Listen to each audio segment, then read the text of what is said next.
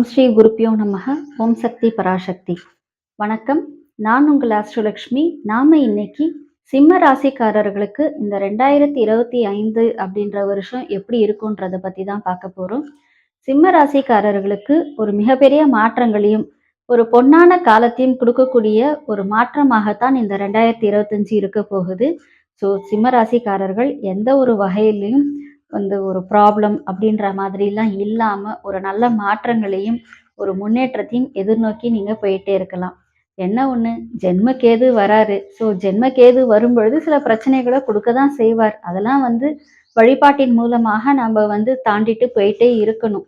அதே மாதிரி பாத்தீங்க அப்படின்னா அஷ்டமத்துல சனீஸ்வரன் வராரு. பொதுவா சிம்ம ராசிக்காரர்களுக்கும் இந்த கடக ராசிக்காரர்களுக்கு மேஷ விருச்சிகத்துக்குலாம் பாத்தீங்கன்னா எந்த ஒரு சனீஸ்வரனா இருக்கட்டும் கொஞ்சம் பிரச்சனைகளை கொடுக்க தான் செய்வாரு. அதன் மூலமாக ஒரு படிப்பினையும் ஒரு நல்ல வாழ்க்கை முன்னேற்றத்தையும் ஒரு நல்ல பலனையும் கொடுக்கக்கூடியதாகத்தான் அவர் பண்ணுவாரு. அதனால அஷ்டமத்து சனீஸ்வரனால பிரச்சனைகள் வருமோ அப்படின்லாம் யோசிக்க வேண்டாம். குரு ஒரு நல்ல மாற்றத்திற்கு வரப்போகிறார். ஸோ உங்களுக்கு பாத்தீங்க அப்படின்னா இந்த வருஷம் ரொம்ப நல்லா இருக்க போதுங்க. ஆனா சில விஷயங்களை நீங்க ஃபாலோ பண்ணணும். முதல் விஷயம் பாத்தீங்கன்னா சிம்ம ராசிக்காரர்கள் ஒரு ஆளுமை தன்மையோடவே இருக்கக்கூடியவர்கள். அதனால எப்பயுமே பாத்தீங்கன்னா தான் சொல்றதை தான் கேட்கணும் அப்படின்ற ஒரு எண்ணம் இவங்களுக்கு தலையில இருந்துகிட்டே இருக்கும். அதோட கூட பாத்தீங்கன்னா அட்மின் கெப்பாசிட்டி அதிகம் அப்படின்றதுனால எல்லா இடத்துலையுமே அந்த ஒரு மேனேஜ்மெண்ட் ரூலை ஃபாலோ பண்ணுவாங்க. அதை வீட்டுக்குள்ளெல்லாம் ஃபாலோ பண்ணக்கூடாது. வெளியில நீங்க உங்களோட ஆஃபீஸ்ல ஃபாலோ பண்ணலாம். வீட்டுக்குள்ள அதை ஃபாலோ பண்ணாம இருந்தீங்க அப்படின்னா இந்த வருஷம் பெரிய லெவல்ல நீங்க வீட்டுக்குள்ள பிரச்சனைகளை சந்திக்காம இருக்க முடியும். ஏன் அப்படின்னா ஜென்மத்துல கேதுன்னா அப்ப 7ல ராகு வருவார். 7 என்பது என்னது? Husband and wife. அப்ப அங்க பிரச்சனைகள் இல்லாம இருக்கணும் அப்படின்னா 2 பேருமே தனிஞ்சு போறது ரொம்ப ரொம்ப முக்கியம். இதை பண்ணிட்டீங்க அப்படின்னாலே குடும்பத்துல பிரச்சனை இல்லாம இருக்கும். அதே மாதிரி உங்களுடைய அப்பாவுடைய ஹெல்த்லயும் நீங்க கொஞ்சம் காஷியஸா இருக்கிறது நல்லதுதான். இந்த சிம்ம ராசிக்காரர்கள் இந்த வருஷம் முழுக்க யார்கிட்டயும் கடனே வாங்காதீங்க. கடன் பட்டீங்க அப்படின்னா பிரச்சனை தான். ஸோ கடனே வாங்காதீங்க. எப்படி பார்த்தாலும் குரு அள்ளி கொடுக்க தான் போறாரு. அதை வச்சு லைஃப்பை ரன் பண்றதுக்கு என்னமோ அதை பிளான் பண்ணிட்டு போயிட்டே இருங்க. அதை விட்டுட்டு இல்ல நான் இதை பண்ண போறேன், அந்த மாதிரி ஆக போறேன், இந்த மாதிரி ஆக போறேன் அப்படின்னு நிறைய கனவுகள்லாம் வச்சுக்கிட்டு நான் இதெல்லாம் சாதிக்க போறேன், இதெல்லாம் வாங்க போறேன் அப்படின்லாம் இல்லாம என்ன வருதோ அதை வச்சு செலவு பண்ணி சேர்த்து நம்ம என்ன பண்ணலாம் அப்படின்றத கால்குலேட் பண்றதுக்கு பழகிக்கோங்க. சரிங்களா? இதுதான் ரொம்ப முக்கியம். உங்களுடைய தந்தையாருடைய ஆரோக்கியம் முக்கியம். அதே போல இந்த இடத்துல பாத்தீங்க அப்படின்னா உங்களுடைய விரயங்களை நீங்க கம்மி பண்ணணும். ஆடம்பர செலவுகளை கம்மி பண்ணணும். இருக்கிறத விட்டுட்டு பறக்கிறதுக்கு ஆசைப்படக்கூடாதுன்னு சொல்லுவாங்க. அந்த மாதிரி இருக்கக்கூடிய நிலையை நீங்க எப்படி காப்பாற்றணுமோ அப்படி காப்பாத்திக்கோங்க. உங்க ஹஸ்பண்ட் அண்ட் ஒய்ஃப்குள்ள ஏதாவது பிரச்சனையா அதை உங்களுக்குள்ள பேசி தீர்த்துக்கோங்க. வெளியிலேருந்து ஒரு ஆளை கொண்டு உள்ள விடாதீங்க. அது ப்ராப்ளம் ஆகும். அதனால இது எல்லாத்தையும் நீங்க ஃபாலோ பண்ணுங்க. அதே மாதிரி உங்களுடைய பார்ட்னர்ஷிப் பிஸ்னஸ் எது இருந்தாலுமே சரி அதை கொஞ்சம் கவனத்தோட கையாண்டீங்க அப்படின்னா பார்ட்னர்ஸோட சண்டை வராமல் இருக்கிறதுக்கான வாய்ப்புகள் இருக்கும். இல்லை அப்படின்னா பார்ட்னர் வளர்ந்துக்கிட்டே இருப்பாரு. நீங்க என்ன நிலையில ஸ்டார்ட் பண்ணீங்களோ அதே நிலையில தான் இருப்பீங்க. இதுலேயும் நீங்க கவனமா இருங்க. அதே போல எந்த காரணத்தை கொண்டும் எங்கேயும் கடன் வாங்கக்கூடாது. முக்கியமாக இந்த மகர ராசிக்காரர்களுடையோ இல்லை மீன ராசிக்காரர்களுடையோ கடன் அப்படின்றத வாங்கவே வாங்காதீங்க. அவங்க கிட்டேருந்து வாங்கக்கூடிய அந்த கடன் பணம் அப்படின்றது ஏதாவது ஒரு மருத்துவ செலவுக்கு வேணா போகும். அப்படி இல்லைன்னா கோர்ட்டு கேஸுன்னு ஏதோ ஒரு அதுக்காக நீங்க பண்ணக்கூடிய செலவுக்கு வேணா யூஸ் ஆகுமே ஒழிய நீங்க என்ன நினைச்சு வாங்குனீங்களோ அந்த கடனை அதுக்கு அது யூஸ் இல்லாம போயிடும்.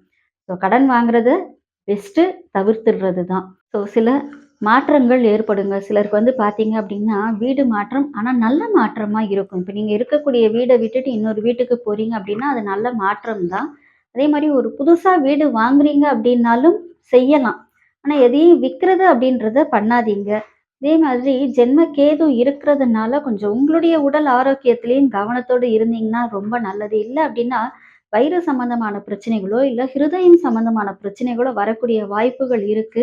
ஸோ மெடிக்கலுக்காக நீங்க உங்களுக்காகவும் செலவு பண்ணக்கூடிய வாய்ப்புகளும் வரும். இதெல்லாத்தையும் நீங்க கொஞ்சம் கால்குலேட் பண்ணிட்டு என்ன வருதோ லாபம், அத வந்து கொஞ்சம் சேமிக்கிறதுக்கு பாருங்க. இல்ல அப்டின்னா, இன்னைக்கு வரது இன்னைக்கே செலவு பண்ணிட்டீங்க அப்டின்னா, நாளைய நிலை என்பது ஒரு கேள்விக்குரிய நிலையாக மாறிவிடும். அதே மாரி இந்த வருஷம் திருமணம் பண்றதுக்கான விஷயங்கள்ல வேணா ஈடுபாடு பண்ணுங்க. அதெல்லாம் வந்து முயற்சி பண்ணுங்க. இதெல்லாம் நடக்கும். ஆனா புதுசா வந்து ஒரு விஷயத்த ஸ்டார்ட் பண்றேன். நான் புதுசா ஒரு தொழில் ஆரம்பிக்க போறேன். அந்த மாரி பண்ண போறேன், இந்த மாரி பண்ண போறேன். எந்த மாதிரியும் நடக்காம போயிடும். அதனால இந்த புது முயற்சிகள் எல்லாத்தையும் வந்து கண்ட்ரோல் பண்ணிட்டு ஒரு 2 1/2 வருஷம் நம்ம என்ன செய்யணும்? அமைதியா இருக்கணும். இல்ல அப்டின்னா, நெறைய செலவுகள நீங்களா இழுத்து விட்டுட்டு, நீங்களாவே போயி உங்களுக்கு தே அதாவது தேவையில்லாத விஷயத்துல நீங்களாவே போய் சிக்கிக்கிட்ட மாதிரி ஆயிடும். அதனால எந்த ஒரு புது முயற்சியும் இந்த வருஷத்துலேருந்து ஒரு 2 1/2 வருஷத்துக்கு எடுக்காம இருந்தீங்கன்னா ரொம்ப நல்லது. எதுவுமே வந்து ஒரு பெரியவர்களுடைய ஆலோசனை கேட்டு நடந்துக்கோங்க. உங்களுடைய தாய் தந்தையாருடைய ஆசீர்வாதங்கள் வந்து எப்பயுமே வாங்கிட்டு, அதுக்கு ஏத்தபடிக்கு நீங்க போங்க. அவங்க என்ன சொல்றாங்களோ அத கொஞ்சம் காது குடுத்து கேளுங்க. இந்த சிம்ம ராசிக்காரர்கள் பிடிவாதம் பிடிப்பீங்க. அதீத பிடிவாதம் சிம்ம ராசிக்கு உண்டு. தான் பிடிச்ச முயலுக்கு 3 கால் கூட கிடையாது. 2டே கால் அப்படின்ற நிலையில நீங்க இருக்கக்கூடியவங்க. அதுலேருந்து முதல்ல கொஞ்சம் இறங்கி வாங்க. யார் என்ன சொல்றாங்களோ அது கொஞ்சம் காது குடுத்து கேளுங்க. எந்த ஒரு நல்ல வாய்ப்பு வந்தாலும் அத பயன்படுத்திக்கிறதுக்கு முயற்சி பண்ணுங்க. அத விட்டுட்டு, நான் இப்படிதான் இருப்பேன். நான் இத விட்டு நகர மாட்டேன். இத விட்டு இறங்க மாட்டேன் அப்படின்னு உட்கார்ந்துட்டு இருந்தீங்கன்னா, எந்த வகையிலும் ஒரு முன்னேற்றத்த பார்க்க முடியாது. அப்பா, அம்மா சொல்றத கேளுங்க. அது மாணவர்களாக இருக்கட்டும், எந்த ஒரு குழந்தைகளாக இருக்கட்டும், வளர்ந்த குழந்தையாக இருந்தாலும் சரி, தாய், தந்தை என்ன சொல்றாங்களோ அவங்கள்ட்ட கேளுங்க. உங்களுக்கு மனசு ஒரு மாரி இருக்கு அப்படின்னா, உங்க தந்தையார்கிட்ட ஒரு ஆசீர்வாதம் வாங்கிட்டு போங்க. அதே மாரி தாயினுடைய உடல்நிலையிலயும் கவனம் தேவை. ஏன்னா ஜென்ம கேது இல்லைங்களா? அதனால தாயினுடைய உடல்நிலையிலயும் கொஞ்சம் கவனத்த செலுத்துங்க. இதனால உங்களுக்கு வந்து பார்த்தீங்க அப்படின்னா, 1 வருஷம் லாபம் வந்தாலும் அதற்கேற்ற செலவுகளும் வரும் அப்படின்றதுனால, லாபத்தை சேமிப்பதற்கும், உங்களுடைய செலவுகளை குறைப்பதற்கும் நீங்க வழிவகை பண்ணுங்க. எப்படி பார்த்தாலும் வருஷ ஆரம்பத்துல செவ்வாய் நீச்சம் அப்படின்றதுனால, இளைய சகோதரரோடு எந்த ஒரு நிலையிலயும் சண்டை சச்சரவுகள்லாம் வச்சுக்காதீங்க. அவங்க ஏதோ ஒண்ணு பண்ணிட்டு போறாங்கன்னு விட்டுடுங்க. உங்களுக்கு அது தேவையில்லை அப்படின்ற மாரி ஒரு மனப்பாடை ஏற்படுத்திக் கொள்ளுங்கள். இல்ல அப்படின்னா உங்களுக்கும் அது சங்கடம், அவங்களுக்கும் அது சங்கடம். அவங்களுடைய உடல் ஆரோக்கியத்துல அவங்கள கவனமா இருக்க சொல்லி மட்டும் சொல்லிடுங்க. நீங்களும் உங்களுடைய ஆரோக்கியத்துல கவனமா இருங்க. பொதுவாக பயணங்களின் போது கொஞ்சம் உங்களுடைய வண்டி வாகனத்துல போகும்பொழுதெல்லாம் ஒரு கவனத்தோடவே போயிட்டு வாங்க. இல்ல அப்டின்னா கொஞ்சம் பிரச்சனைகள் ஆகும். உங்களுடைய இளைய சகோதரத்துக்கும் அதேதான். வாகனத்தினால சில இழப்புகள் ஏற்படக்கூடிய காலகட்டத்துல இருக்கிறதுனால, இது எல்லாத்தையும் நீங்க வந்து கவனத்துல வச்சுக்கிட்டு, வரக்கூடிய இந்த 1 இயர் நம்ம என்ன பண்ணணும் அப்டின்றத முதல்லயே பிளான் பண்ணிக்கோங்க. சிம்மத்துக்கு மட்டும் பிளான் பண்றபடிக்கு தாங்க நடக்கும். மத்த ராசிக்கெல்லாம் தான் கொஞ்சம் பிரச்சனை. நீங்கலாம் கொஞ்சம் பிளான் பண்ணிக்கிட்டீங்க அப்டின்னா, எந்த ஒரு கஷ்டத்தையும் நீங்க வந்து தைரியமா சமாளிச்சுட்டு போயிட முடியும். இல்ல அப்டின்னா, சில நஷ்டங்களையும், சில இழப்புகளையும், சில கஷ்டங்களையும் சந்திக்கிற மாரி ஆயிடும். அதனால தான் சொல்றோம், பிளானிங் இஸ் இம்பார்ட்டன்ட் ஹியர். என்னங்க எல்லாமே ஒரு இதுவாவே சொல்லிட்டே இருக்கீங்க அப்படின்றத விட, உண்மையிலேயே சொல்லணும்னாங்க, உங்களுக்கு பண வரவுல பிரச்சனையே கிடையாதுங்க. அது எல்லாமே வந்துரும். இந்த "நுணலும் தன் வாயால் கெடும்" அப்படின்ற மாரி நீங்களே உங்க வாயால கெட்டுடக்கூடாதுன்றதுக்காக தான் இத்தனையும் சொல்லினோம். அதை விட முக்கியமா வந்து பார்த்தீங்க அப்படின்னா, அபரிதமான லாபம் வரக்கூடிய காலகட்டங்கள் வந்து இருக்கு அப்படின்றதுனால, எந்த அளவுக்கு நீங்க வந்து அத யூஸ் பண்ணிக்க முடியுமோ, அந்த அளவுக்கு யூஸ் பண்ணிக்கோங்க. முக்கியமா பெண்களுக்கெல்லாம் வந்து பார்த்தீங்க அப்படின்னா, நெறைய ஆடை, ஆபரண சேர்க்கை அதிகமாக இருக்கும். இப்ப வந்து இங்க உங்களோட புத்திசாலித்தனத்த யூஸ் பண்ணிட்டு, நீங்க வந்து ஆபரணம் வாங்குறதா, இல்ல ஆடை வாங்குறதான்றத டிசைட் பண்ணிக்கணும். இதுல எது பெஸ்ட்டு? ஆபரணம் தான் பெஸ்ட்டு. ஸோ நீங்க அதுல வந்து கான்சன்ட்ரேட் பண்ணுங்க. புதுசா இடம் வாங்குறதுக்கான முயற்சிகள்ல இறங்குங்க. புதுசா ஒரு வீடு வாங்குறதுக்கான முயற்சிகள்ல இறங்குங்க. நம்ம வந்து நெறைய ப்ராப்ளம் ஃபேஸ் பண்ணிடக்கூடாது அப்படின்னு நெனச்சீங்க அப்படின்னா, இஎம்ஐல பேங்க்ல லோன் போட்டு வீடு வாங்கறதுக்கான முயற்சிகள்ல இறங்குங்க. நான் அதையே வந்துட்டு ஒரு இது ஆடம்பர வாகனம் வாங்குற முயற்சிகள்ல இறங்க வேண்டாம். பட் வீடு வாங்கக்கூடியது அப்படின்றது ஒரு நல்ல முயற்சியா இருக்கும். அதுலலாம் இறங்குங்க. இதெல்லாம் உங்களுக்கு பாசிட்டிவா அமையும். இத விட முக்கியமா வந்து பார்த்தீங்க அப்படின்னாக்கா, உங்களோட ஃப்ரெண்ட்ஷிப்ல இருக்கக்கூடியவங்களும் உங்களுக்கு கொஞ்சம் பாசிட்டிவா ஒர்க் பண்ணுவாங்க. உங்க கூட புதுசா ஒரு ஃப்ரெண்ட் வந்து சேர்றாங்க இல்லைங்களா? அவங்க வந்து பார்த்தீங்க அப்டின்னா, உங்க அளவுக்கு ஸ்பீடா இருக்க மாட்டாங்க. அதனால அவங்கள ஒண்ணு நீங்க உங்களுக்கு ஏத்தா மாரி மாத்திக்கோங்க. இல்ல அப்டின்னா, நீங்க உங்க போக்குல போய்க்கிட்டே இருங்க. இதெல்லாம் நீங்க வந்து கொஞ்சம் பார்த்துக்கிட்டீங்க அப்டின்னா, 2025ன்னு இல்லைங்க, எல்லா வருஷமும் உங்களுக்கு நல்ல வருஷமாக தான் இருக்கும். இருந்தாலும் பணமழை என்பது இந்த வருடம் உங்களுக்கு இருக்கிறதுனால, அதை பேஸ் பண்ணி நீங்க என்னெல்லாம் நல்லது செய்து கொள்ள முடியுமோ அதையெல்லாம் செய்துக்கிட்டீங்க அப்படின்னா இந்த வருடம் உங்களுக்கு மிகப்பெரிய ஏற்றமான வருடம் என்பதுல எந்த ஒரு சந்தேகமும் இல்லை.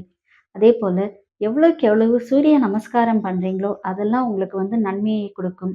இன்னும் இன்னும் நல்ல ஏற்றங்களையும் நல்ல மாற்றங்களையும் பெறணும் அப்படின்னு நினைச்சீங்க அப்படின்னாக்கா எந்த அளவுக்கு சுயம்புவாக உருவான சிவன் கோவில்களுக்கு போக முடியுமோ அந்த அளவுக்கு சிவன் கோவில்களுக்கு போங்க. நிச்சயமாக நிறைய மாற்றங்களை அந்த சிவன் உங்களுக்கு தந்தருள்வார் என்பதில் எந்த ஒரு சந்தேகமும் இல்லை. இது எல்லாமே பொது பலன் தான். உங்களுடைய ஜாதகத்தை பொறுத்து இந்த பலன்கள் மாறும். அதனால இந்த வருட பிறப்பு என்பது உங்களுக்கு பொது பலனா தான் நம்ம சொல்லியிருக்கிறோம். உங்க ஜாதகத்துக்கு ஏற்ற பலன்கள பார்க்கணும் அப்படின்னா, நீங்கள் எங்களை தொடர்பு கொள்ளலாம். தனிப்பட்ட முறையில் உங்களுடைய ஜாதகம் சார்ந்த ஆலோசனைகளுக்கும், ஜோதிடம் மற்றும் பிரசனம் பார்க்கவும் நீங்கள் எங்களை தொடர்பு கொள்ளலாம். எல்லாம் வல்ல இறையருளின் துணையாலும், அகிலாண்ட கோடி பிரம்மாண்ட நாயகியின் அருளாலும் உங்கள் இல்லங்களிலும், உள்ளங்களிலும் என்றென்றும் மகிழ்ச்சி நிலைத்திருக்கட்டும். நன்றி.